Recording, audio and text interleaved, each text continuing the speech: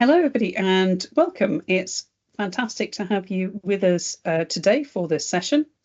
I'm Jo Stanford. I head up the Healthcare Project and Change Association, and the session we're going to be talking about today is about professional development and career aspirants and early career development. And this is in collaboration with the Association for Project Management.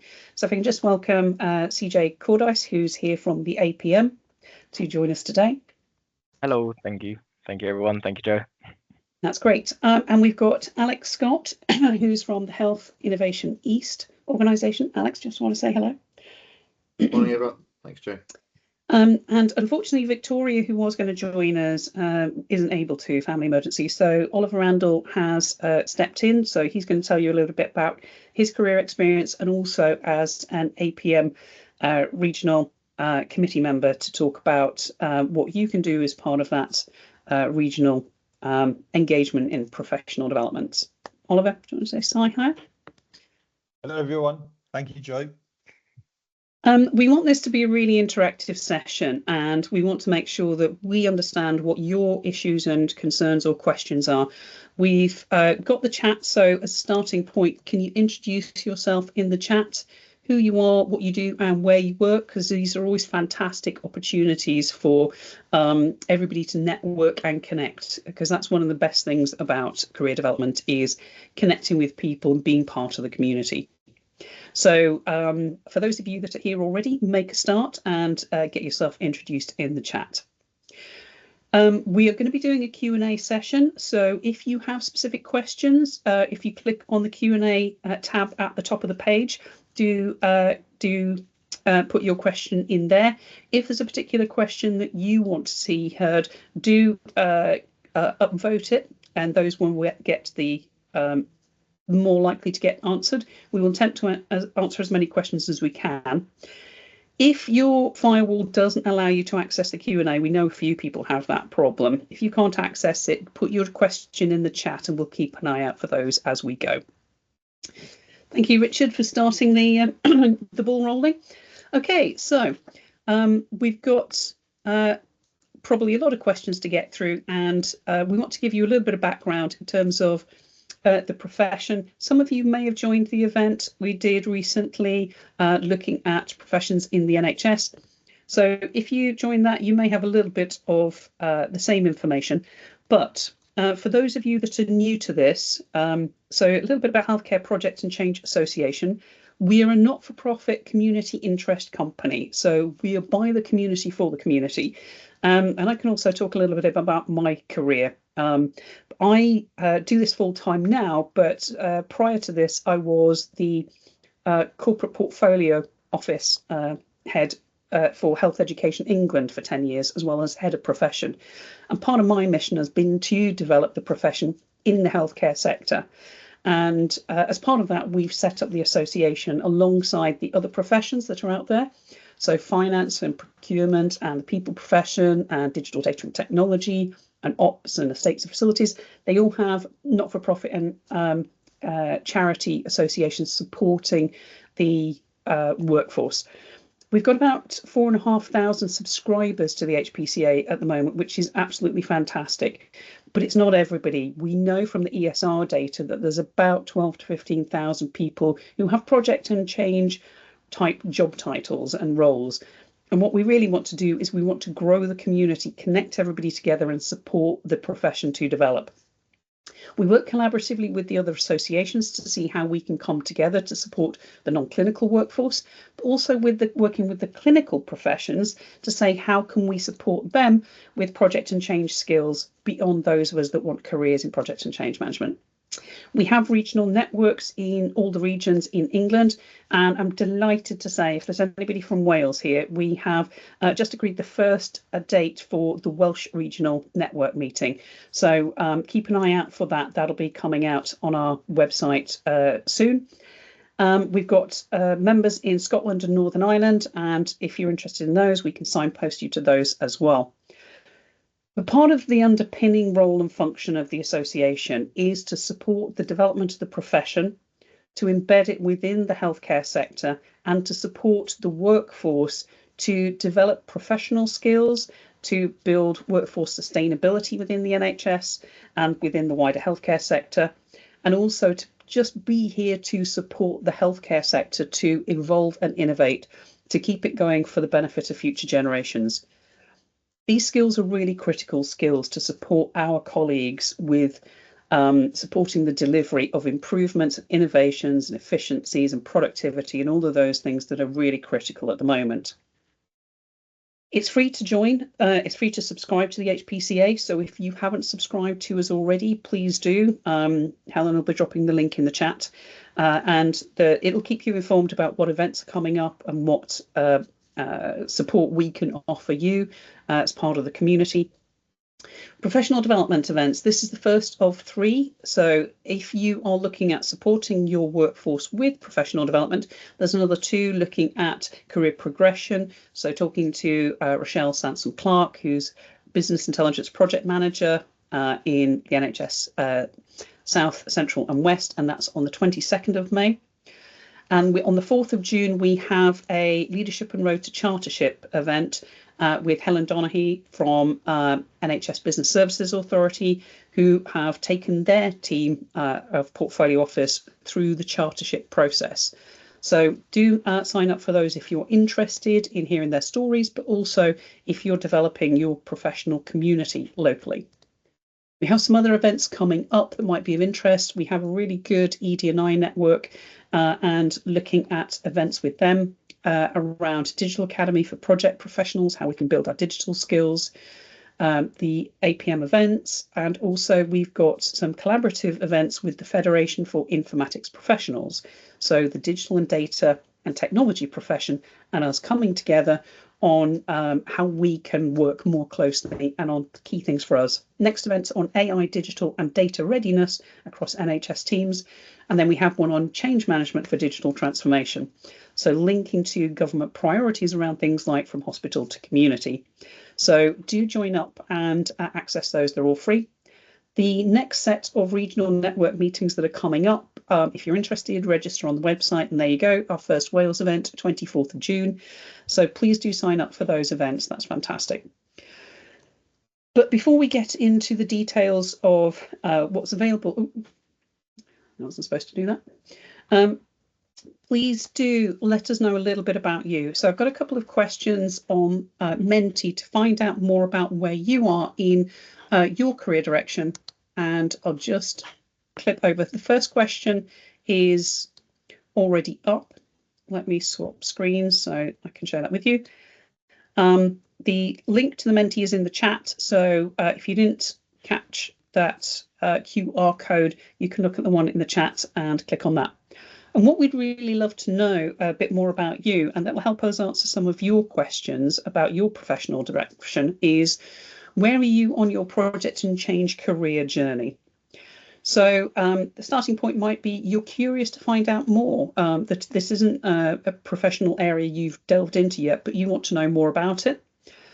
You're aspiring to join the profession. You're in maybe a role that you're wanting to move into projects, and you're looking for that first role. Those of you might be in your first PPM role and looking for where do you go from here? What's the next direction for you to take? And then those that maybe have 2 or 3 roles in and maybe looking for that next step in terms of career development. And then finally, we have one which is you have an established career. You've been doing this for a few years, but you might be interested in opportunities for how to progress. So I'll just give you a quick minute to have a look at that. And we've got quite a few people curious to find out more and aspiring to join the career. We've got majority in their first PPM role. That's fantastic. And I suspect people are probably wanting to look at, well, where do they go from here and what's the route that they can take? So we've got a few in there. That's great. I'm going to move on to the next question because whilst that gives us an idea of who we've got on a call, just give us an idea of what your current role type is. And if you're not in a role yet, just put other for now. Or if you do some projects in addition to a primary profession that you have in another field, select the first one. because this gives us a little bit of an idea of what kinds of roles you're in currently and functions.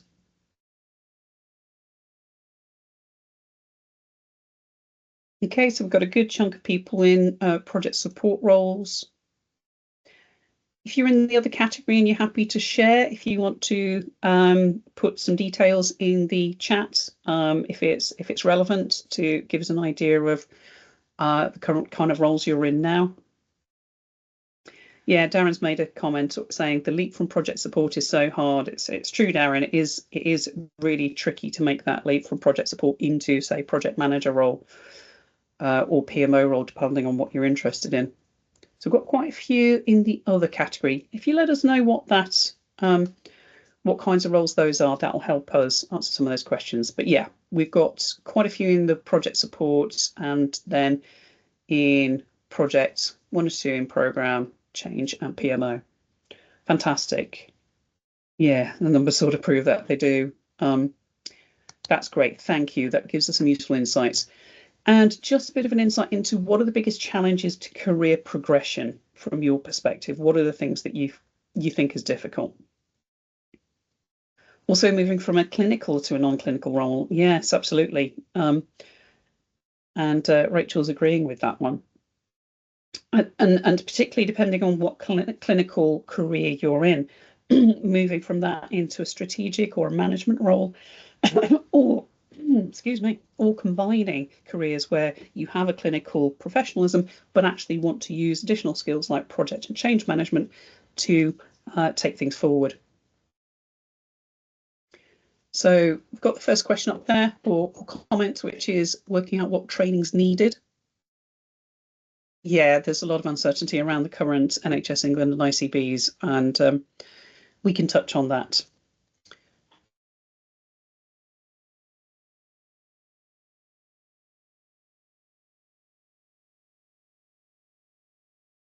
Anne-Marie said that she's been lucky to have a supportive manager, and I suspect that that's probably one of the critical links, is having that opportunity to step beyond that basic role and having an opportunity to move forward and try out roles.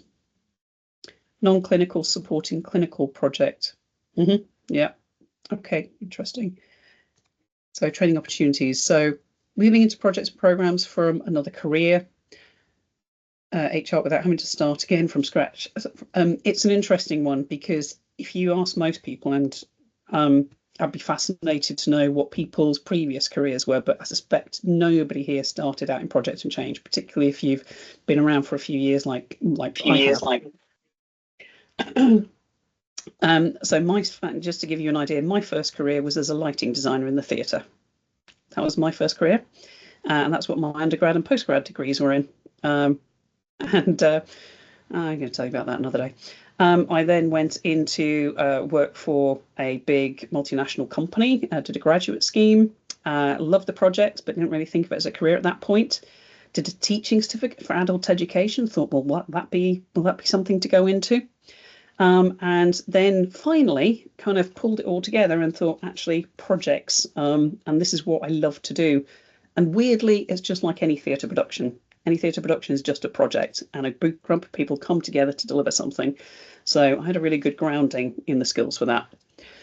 So are there jobs out there? That's an interesting question. Vacancy shortage. It is a bit of a problem, and particularly with the funding challenges that are going on in the NHS at the moment.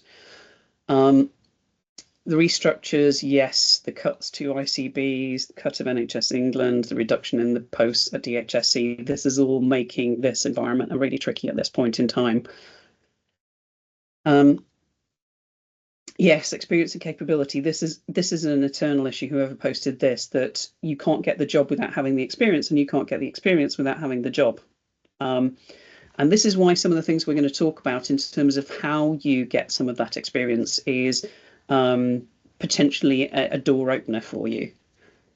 Lack of training and support, coaching, mentoring, funding and formal qualifications. Yes, we're going to talk about qualifications and how we can work around that. Funding and vacancy availability. Seconded due to financial cuts coming soon, but at least you've got some experience. Mixed approaches to methodologies, project promo, PMO. Yes, there is. There isn't a one way to do things, but we can get some consistencies, I think, in place. And we'll talk a little bit about some of that. Training, organizational changes. Yeah, we can talk about these things. Pathway in between project support and project manager is unclear. Not many teams offer an in-between role. This is one of the challenges we have in this sector, because apart from the clinical career pathways, the non-clinical professions, finance and HR and IT and estates facilities, have never had clear career pathways. It's been nobody's job to manage those centrally or to set those roles. There is a lot of work going on in that space at the moment, but it's in its infancy. I'm going to tell you just a little bit about that in a second. And then just finally, what would be most useful for you to know more about in terms of project and change careers? If you can give us an idea on that, we can make sure that we cover those today if we can. And if not, we can follow up with it. Just while you're doing that, what I'm going to do is just talk a little bit more about what we're doing in HPCA to develop that career framework and develop some consistencies aligned to the project profession and government. So aligned to the Association for Project Management and aligned to the Infrastructure and Projects Authority. This is a model that I've been sharing with the other associations to have a consistency around the non-clinical professions. So includes things around career pathways, competency frameworks, looking at learning and development curriculum, strategies for education development.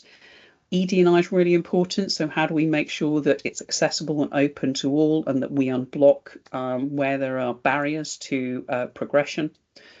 And then on the more recently developing side, things like workforce planning, resource management, and talent management. These are all things that the healthcare system hasn't had in place for the non-clinical professions. And with the abolition of NHS England, that makes it a little bit more uncertain, because we were progressing on that, and the non-clinical workforce was being included in the long-term workforce plan for the first time. But I'm working with the other associations, and we have been developing the content around this to help organisations to implement some consistent approaches to the profession, because this is really what we need. The underpinning things, other than the sort of Association for Project Management, I'm taking the timing things off this, is the development of the profession in government. And this is really boosting the recognition of the profession. So it's just recently changed its name. It was the Infrastructure and Projects Authority. It's now the National Infrastructure and Service Transformation Authority, NISTA, which I think sounds like a Bond villain's lair, to be honest. But they've done a fantastic job of developing the profession for the civil service. Now, anybody can sign up to join that, but it is very civil service centric. What we've done is adapt what has been developed for the civil service and government departments for the NHS primarily. So if you're not in an NHS organisation, or you're not in an NHS role, and you're in social care or one of those others, we would need to look at how we adapt it for that environment. But you can link to that and register to join that community if you'd like to. We'll put the link in the chat. My board clicker's not working. Let me try that again. So what we've done for the NHS is develop a comparable career framework for the project profession in the NHS. So it's the Agenda for Change version of the civil service framework. It's more tailored to the NHS, so it's much more around, well, less around major projects and more around the kind of projects we deliver around service, organisational change, improvement, quality improvement, things like that. So we have the job families, career pathways, and competency and skill frameworks, but what we need is organisations to implement them in order for job roles and opportunities for development to be embedded within organisations. Supporting that, we have a curriculum of education and training to support with each of those career stages, and also learning and development, a competence assessment tool, and learning and development strategies. Now, one of the key things that people talked about was the lack of funding for training, and we've talked about this as a group and saying this is a real issue. Lots of organisations in financial deficit, they've cut the training budget. There is a way around this that can still take you on that career path when it's through the apprenticeships. Organisations have got to pay their apprenticeship levy anyway, because it's a government commitment, but they can only get value from it if they then put people on apprenticeships in order to get the value back from that funding that they've put into it. So even if they've cut the training budget, they can't cut their apprenticeship funding levy. Alex is going to talk about his experience of one of the apprenticeship programs that we promote, which is around project data analytics.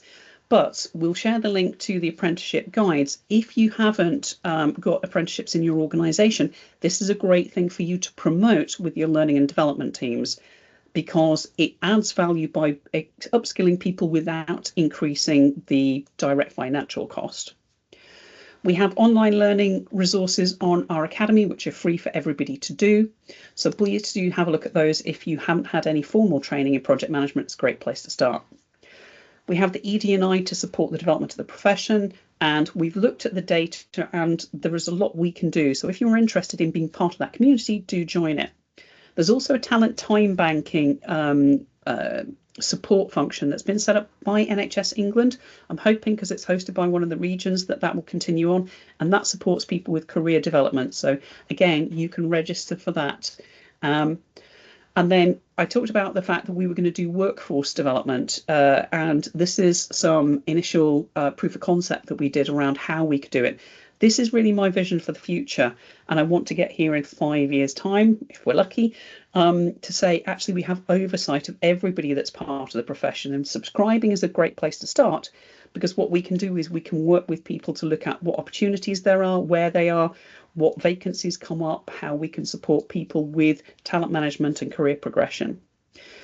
I'm going to stop there because I'm mindful I'm taking far too much time, and I apologise for that, but I think it's useful to be aware of that.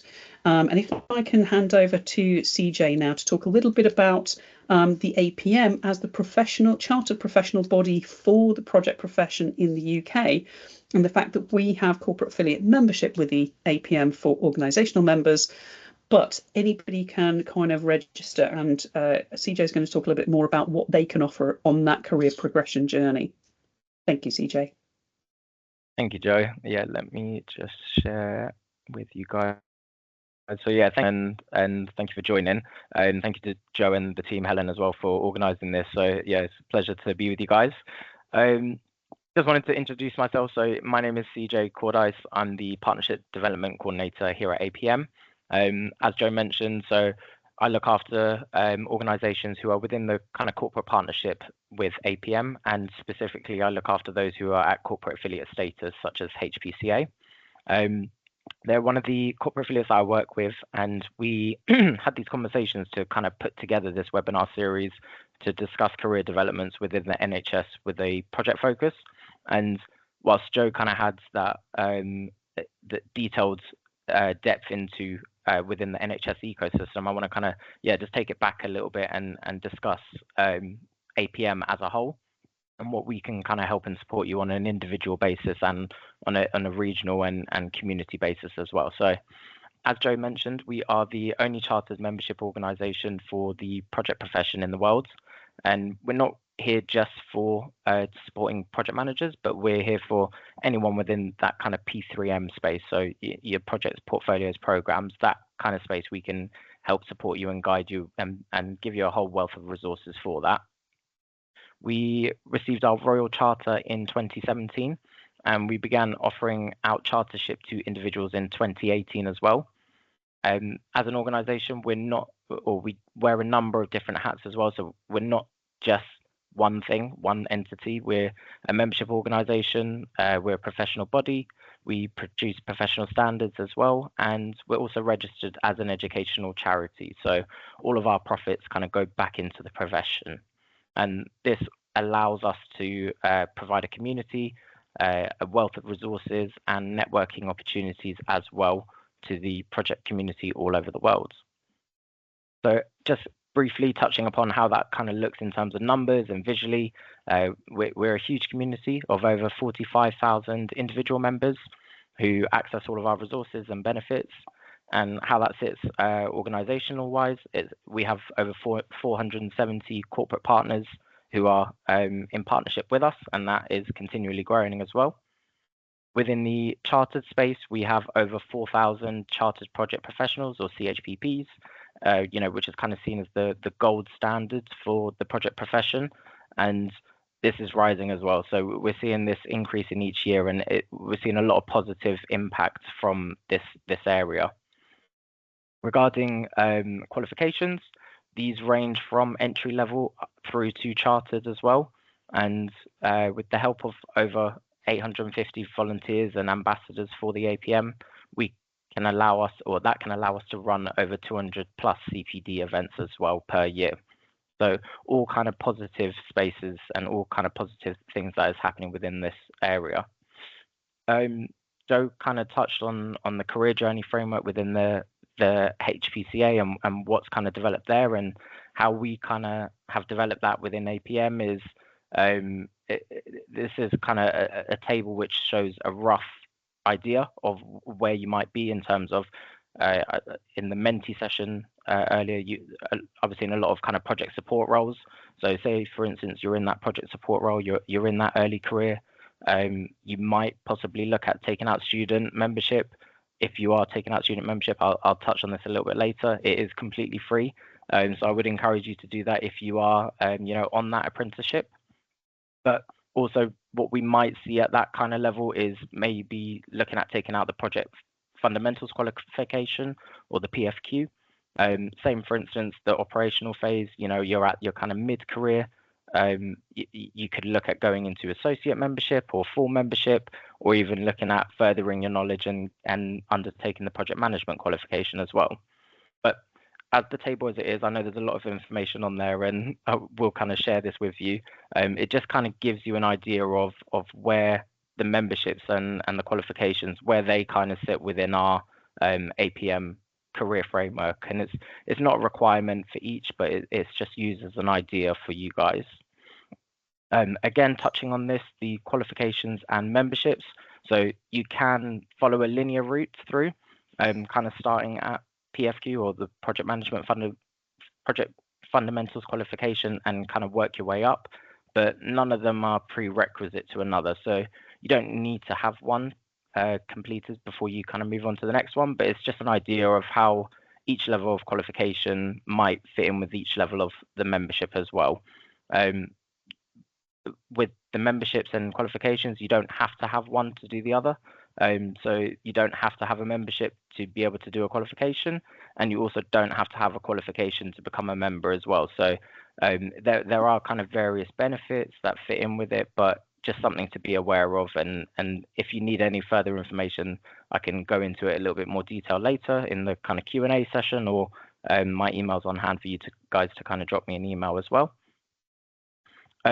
Again, similarly to the kind of structure that Joe's got within the HPCA. So the resource which I kind of want to touch on, which I find is invaluable within any stage of your career, is the APM competence framework. It's a tool which can be accessed via our resources page within the APM website, and it allows you to basically assess your own knowledge against the key competencies, so the 29 competencies, which are kind of outlined within the body of knowledge. And this also makes the basis of all of our qualifications as well. So you can go through and assess yourself and see if there's any, say for instance, any shortfalls or any skill gaps that you might identify. And you can actually benchmark these as well against other roles.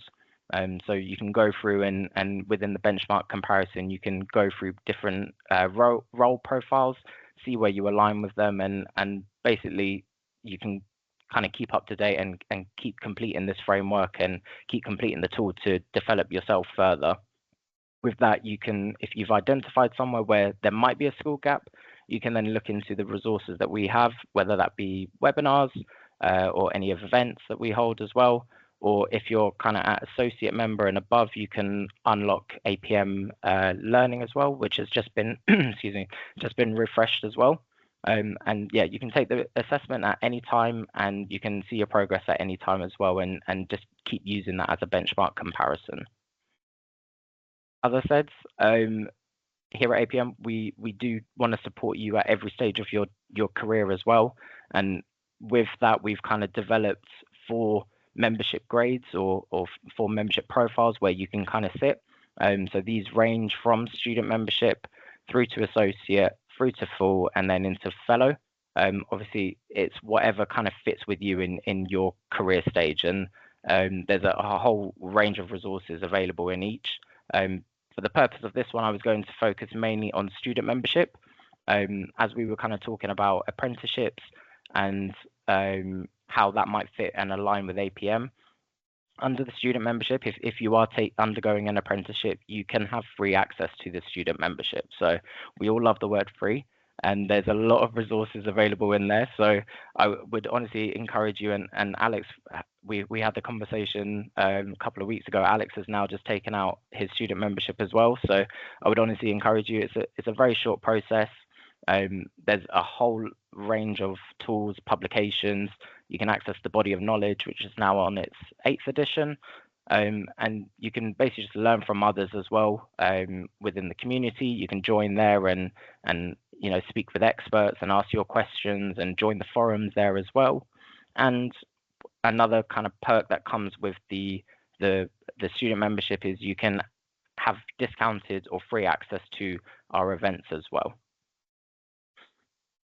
Again, just touching on this, the main kind of benefits within this section under that student membership is access to APM community, or you can have access to the My CPD tool as well, which sits within My APM. So the community, we have over kind of 6,000 members on this platform, and it's used as a space to interact, share lessons learned, share ideas, meet with other people in the profession. There is a mentoring program as well, which sits in this section, but you can only access the mentoring from associate level and above. But it is still it's a very well-used platform, and I would encourage you to join that if you do have that student membership with us. Additionally, CPD, we all do CPD, so tracking it, and we've got a nice, easy tool to do this, and you can track anything on there. So whether that's webinars, podcasts, attending events, even taking qualifications, you could probably log this webinar as well on there, all counting towards your CPD. And this can be kind of used later on in your career framework or your career journey with APM. Say if you're looking at taking out full membership, or even if you're looking at routes into chartership as well, it will all kind of be validated for that, which is really helpful. Something which also I really want to kind of highlight and place a lot of emphasis on is the interest networks and regional networks that we have. With this, in terms of the community, we really are trying to push this out and grow this. And at the moment, we currently sit at 19 interest networks. These were previously known as SIGs, or specific interest groups. And we're now at 16 regional networks as well. Again, these were formerly called branches. So the interest networks, they focus on areas within project management, whereas the regional networks, they are geographically located. And hopefully Oliver's going to talk a little bit about his regional network a little bit later on as well. But yeah, our interest network list, it's ever growing. We're always looking to the community to really create what is of interest to everyone. So we've got 5 new ones on here, with the newest one being the defense sector.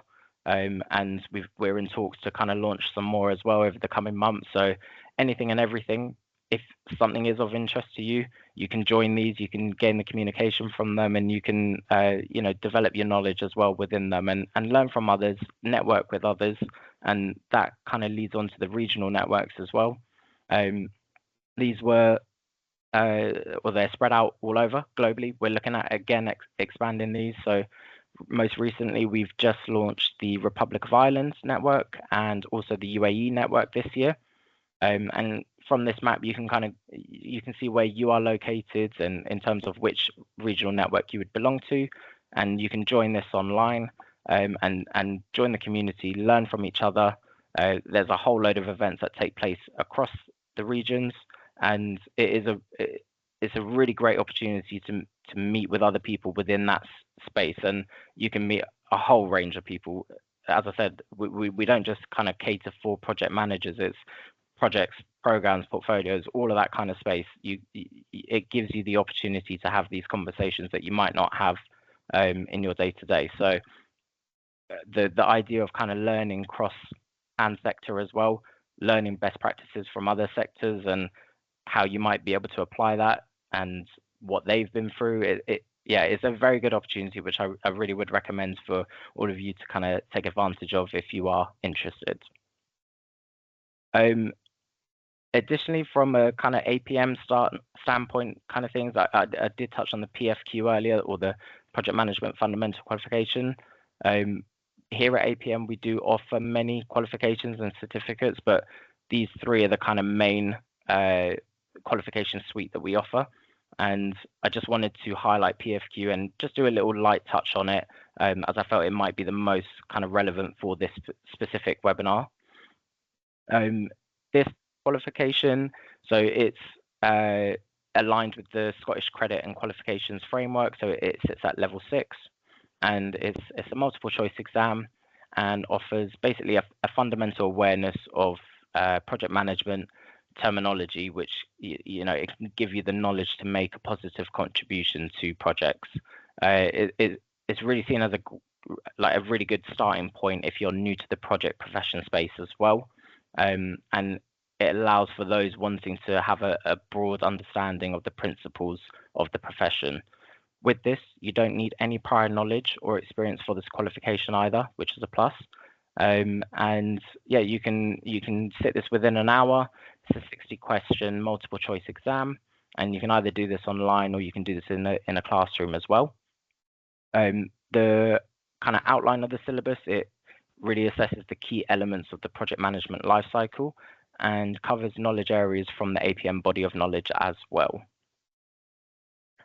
And then just very quickly, lastly, to touch this off, so I mentioned in terms of how APM can support in terms of an individual basis, but organizationally wise, how I just wanted to highlight how aligning with APM in terms of corporate partnership can, how that adds value to the community as well.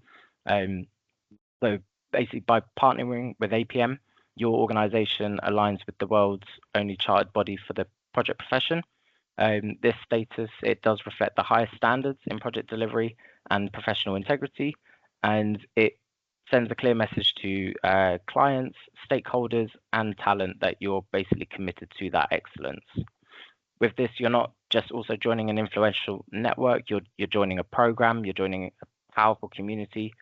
So we've got, as I said, over 470 leading organizations in here, from many NHS trusts through to BAE Systems, to Lloyds, to AstraZeneca, and these guys are all already corporate partners.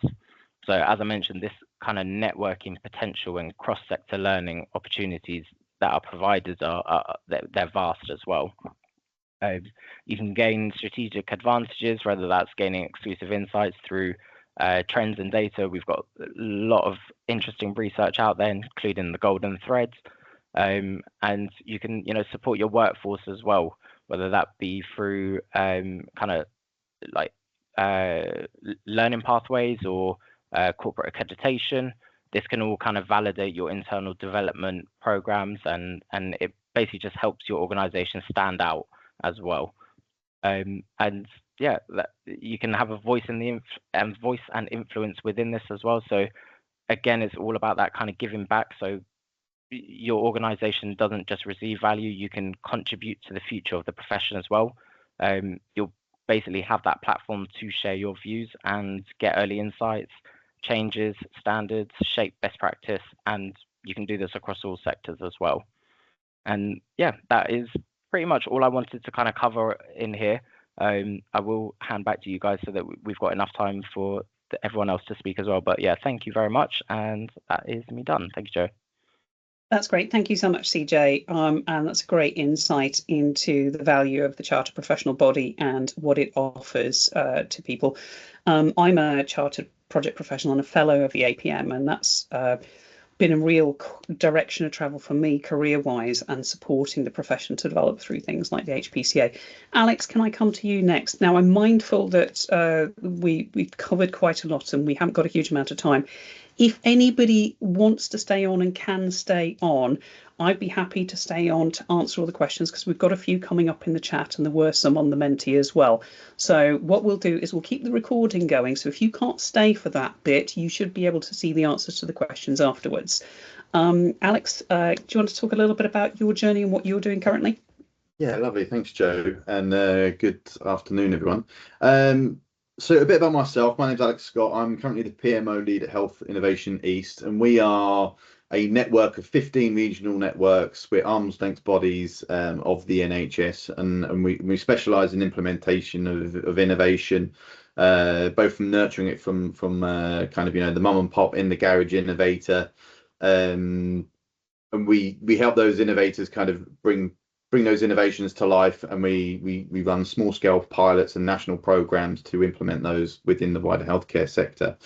I started with Health Innovation East back in 2019, so I'm not from the NHS originally. I was actually from Royal Mail, so I graduated uni and I spent probably about 10 years in Royal Mail. So I started as a postie, I went into operational management, and then eventually ended up working for the central team in projects, which then kind of sparked my kind of want to be a project manager. Unfortunately, I was able to then kind of take voluntary redundancy and look for a new career path, which led me to working at Health Innovation East. And I had to initially start back. So I started as a project coordinator, then I became project manager, and for the last kind of 4 years post COVID, I got the opportunity to run the PMO. So we're only a smallish organisation of about 85 now. But like I said, it's kind of just me and the PMO at the moment, largely self-taught, but I've done my qualifications such as my Prince 2, P3O and change management, and just ever learning. And more recently, obviously, I've been introduced to the HPCA, which has been really, really good. And through them, I've found out about the House of PMO, which again, thanks for you get a discounted membership for being an NHS organisation. As well as CJ mentioned, having the student membership, which aligns with the level 4 apprenticeship, which I've just started. So I think Joe was saying about the level 4 apprenticeship. It is the PMO data analysts apprenticeship. It's a level 4 apprenticeship, which I'm taking part with through a company called Projecting Success. And what that is it's kind of just it's a 15-month apprenticeship paid for by the government levy. So fortunately, our organisation is large enough. Within the last year, we've tipped over into paying the levy. And understanding the way the levy works, it just made more sense that we've got as many people as we can using that levy before we kind of lose it and it goes back to the central government pot. Part of the reason for me doing the data analysis is within the PMO world. If you're aware or not aware, there are several roles, and one of them is from the kind of PMO administrator, PMO manager, PMO director, but kind of sitting neatly in the middle there is the PMO analyst, and that's kind of the focus that we're kind of looking at internally in our organisation at the moment. And what the apprenticeship is kind of teaching us is the fundamentals of data analysis. What we look at data modeling. We also then start to develop skills in analytics. So using Power BI to run analysis. We've got our Python programming coming up shortly. We look at other tools available to us like the Power Platform, designing Power Apps, Power Automate, as well as kind of starting to look a little bit more at things like AI and machine learning as well. So all things that kind of relevant in the developing market for project and change, I feel. So so we're kind of running on that at the moment. I only started it on the February cohort, so I'm still quite early days in the whole thing. But so far it's been really interesting. We've got to meet people not just from healthcare but from engineering backgrounds within our cohort, so it's quite widely spread across kind of project and change in other industries as well. The assessments for it, just to quickly cover that off, is you essentially have to apply the skills that you're learning in the real world setting. So there's that kind of instant benefit to your organization from day one. You know, when you're looking at using Power BI, we've already started pulling information off of our systems, putting that into a more digestible format in regards to how our projects are performing, how we're looking at terms of our pipeline of projects that are coming up, and we'll be looking at generating more things into resource and capacity planning, which is a really big one for us as well. So that's kind of makes up the bulk of the portfolio which you're doing. And there's also an endpoint project assessment where you have a specific task and a presentation which is third party assessed as well at the same time. And really, I think Joe wanted me to talk about how this kind of fits into my future aspirations, really. And I kind of want to continue working in the PMO profession and kind of develop a bit more of a rounded skill set that will hopefully lead me to be able to become more of a senior leadership within a PMO function. Would be my kind of long-term aspirations for the moment anyway. You know, we can the beauty of human choice, you can always change your mind and go start a bakery or something. I don't know. But is that okay for me, Joe? I'm happy to field any great. questions. Thank you. I appreciate Sure. that and sharing your story. Mindful of the time, Oliver, you know, 5 minutes, just a quick insight from your professional perspective and the APM, and then what we'll do is we'll get people to put hands up. But I started to answer questions in the Q&A, and I'll keep doing that. But if anybody is interested in asking more questions and hearing more, we will keep it going for those that can stay, and we'll do our best to answer them. Okay, thanks, Oliver. Over to you. All right, thanks, Joe.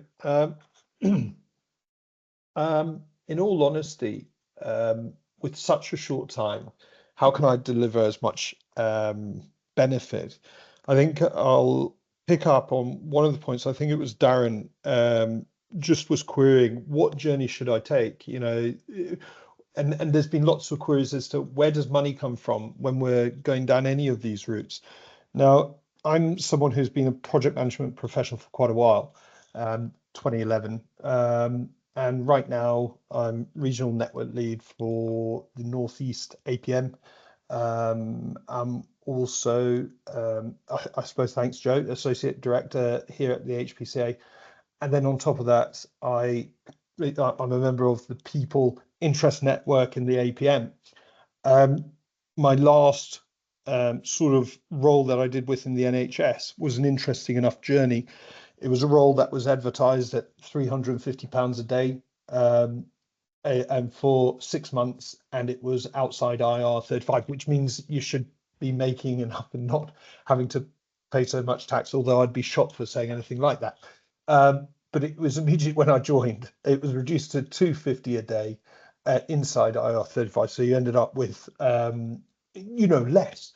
And this almost reflected, and it was for 3 months, and then extended for another 3 months, and then extended for 6 months.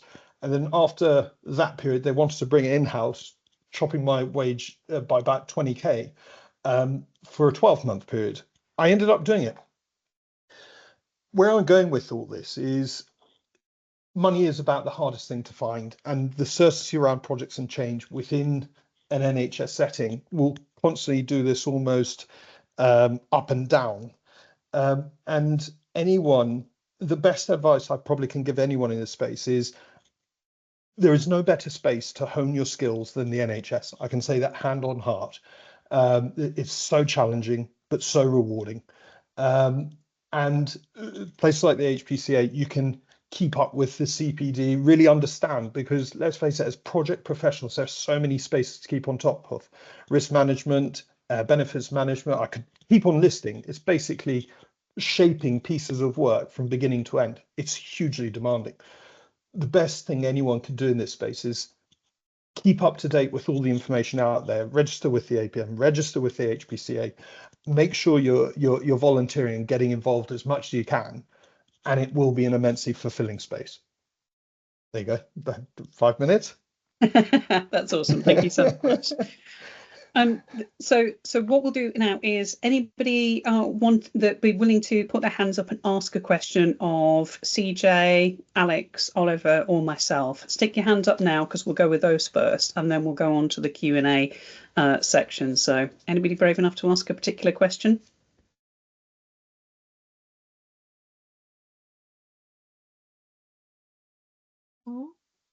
Excellent. Judith, well done. You get a prize for being the bravest to put your hand up first. I thought I'll go. Thank you very much. And thank you Awesome. everyone for your presentations. It was really good to have a really broad overview around the professional context in. So this is new to me, so thank you for that. I did have a very quick question, I think, for CJ, and forgive me if I've missed it, around the foundation qualification. Is that open to anyone, or is there do you have to register? Is there a payment structure for that? Just curious around exploring that a bit further as an early introduction. Thank you. Yep. And also, Oliver, thank you for saying the NHS is fertile ground for all of this stuff as a NHS person. Thank you. Thanks. So yeah, the project fundamentals qualification, it is open to anyone. You can kind of choose to do that on an individual basis, or if you're kind of, and I'm aware the funding might not be there in organizations, but some organizations that you can kind of go through and speak with your organization to arrange it that way. But more so, it's probably going to be an individual basis. You can either choose to kind of self-study for that yourself, and you know, you kind of buy the study guides and you self-study and you book your own exam and do it that way. Or you can go through an accredited training provider as well. I can send through a link which will basically filter it down so you can choose what is your kind of best learning style and how you would prefer to learn, whether you take it online as a class or you do it in a classroom, or as I said, if you kind of just buy the study guides and you do it yourself. There is a cost to it, and it is reduced at a student membership rate. So if you do have that student membership with APM, there is a reduction in the cost for the PFQ. But yeah, I can send over that information to you now. Get that ready for you. Thank you very much. Does that answer the question? Yeah, thank you. Yeah, perfect. Thank you. That's great. Thank you, Judith, for your question. Appreciate you asking that. Anybody else? Come on, I know there's people with questions out there. I know we've got plenty in the Menti with people asking questions. I'm just replying to some of the ones in the Q&A section. So if we have a look at the questions, and Oliver, I know you're responding to stuff in the chat. I don't know if there's any questions in there while I answer the ones that are in the Q&A section. So Darren asked a question about, is the APA more aligned to the NHS? Is APM more aligned to the NHS than other PM qualifications? One thing I noted in PFQ was that scenarios were private sector. It was something a little hard to apply to the NHS. And I think CJ and I could probably kind of answer that. I put a comment in around that just to say that the APM is the primary professional body for the most public sector organisations in healthcare. So most government departments align with the APM. The alternative is the Project Management Institute, but that tends to be very public sector and a kind of global business kind of perspective. But you will find that there are the scenarios aren't health sector related specifically or public sector necessarily. The skills and competencies would still be the same, but I understand it's a little bit difficult if you've not worked in a private sector environment. CJ, I don't know if you wanted to add to that. Yeah, no, I was going to say pretty much exactly that. Like it will focus along the competencies kind of based within the body of knowledge. So whilst the knowledge is there and how you might apply it, it might be hard to apply it to that specific situation as a knowledge level and a knowledge basis. It's there on a kind of broader sense. And I think that's one of the things where it's important to be, if you are interested in a career in project management, it's important to align with something like the APM, which is a chartered professional body, and aim to get those qualifications. But along that journey, one of the things that we're here to do is to translate that for the healthcare sector. The APM doesn't make it specific for any particular sector. It is pan sector, so it applies to everywhere. The great thing about that is if you are a chartered project professional, having developed your project skills in the healthcare sector, and you go to any other sector to work in, they will recognise that chartership. A lot of the things in the NHS are by the NHS for the NHS and wouldn't be recognised outside of the NHS. So if you're wanting to move careers and if there's opportunities out there, aligned to the APM in addition is going to be valuable from a career flexibility point of view. Oliver, have you got some questions? Yeah, it's just building on that, Joe, because exactly as you say, some of the questions have been around what qualifications should we be aiming at? Where's the relevance? And I think, within the NHS, we all know that usually the first thing you see in a requirement is Prince 2. With the last role that I sort of did there, they even mentioned Agile, but there was no evidence of any of that alignment. But exactly as you say, being a part, I think the one thing we all struggle with most is money to invest in ourselves and start, going, oh yes, I desperately want to do this.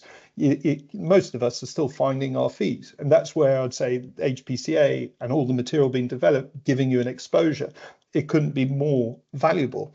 And then, longer term journey, going down the more official sort of qualification, but Prince 2 is always one of those prerequisites. I'm not sure it's always valid, as in for the roles that are being fulfilled, but it's definitely a prerequisite in a lot of the job specs, isn't it?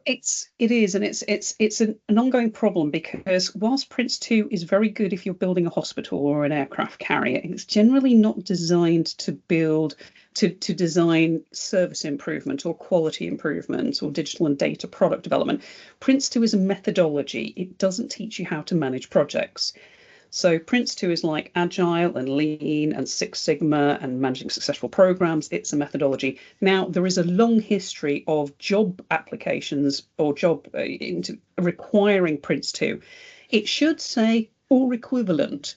And we've been trying for years to kind of get it off, job applications, but it's sort of clinging on. What I would say is if you have the APM qualifications, which teach you how to be a project manager, then that would be equivalent, and I'd put your application in anyway. You don't have to have Prince 2, and often it's not what organisations use to manage their projects, and therefore you're kind of wasting your time and money potentially.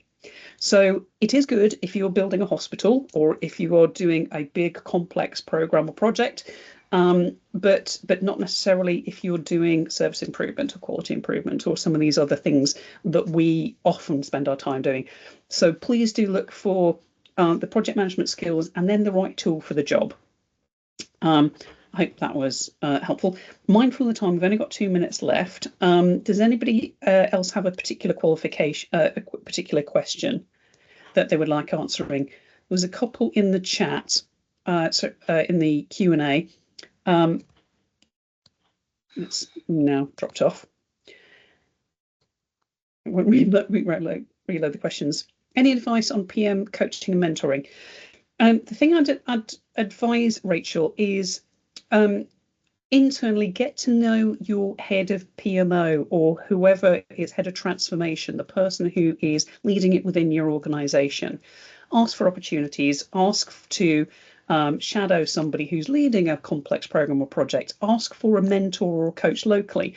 But also, if you're wanting career advice and support, I would absolutely do what Oliver recommended, which is join your regional network. So join either your HPCA regional network and talk to your fellow network members. So Alex in his region or the others, there are some really great people who would love to support people in their professional development. Join the APM regional networks, and that's how I got to know some of the most amazing experts in the world, by being a regional network lead and getting people to run events and talking to them and asking questions. People love to share their knowledge and experience. Don't hesitate to ask. The thing about careers, and I'll just say this as a final piece, is it's who you know, not what you know. You are going to be up against hundreds of other people when it comes to job applications. They are going to go with the safest offer, which is somebody they've met, somebody they're comfortable with, somebody they know. And if you've built those relationships, you've got to know them. You've got to show your enthusiasm and your interest. It's a great way to get to the front of the queue when those job opportunities come up. and they're not always official job opportunities either. We've run out of time, but hopefully that's been a useful insight for everybody. We'll send out the recording and the links to the slides to everybody. Thank you, CJ, for your insights into the APM and the value there. Thank you, Alex and Oliver, for sharing your experiences. That's been fantastic. Thank you, everybody, for joining us today. I hope that's given you something to think about and useful, but please do get in touch if there's more we can do to support you. See you again, hopefully, at the other events. Take care, everybody. See you again soon. Bye.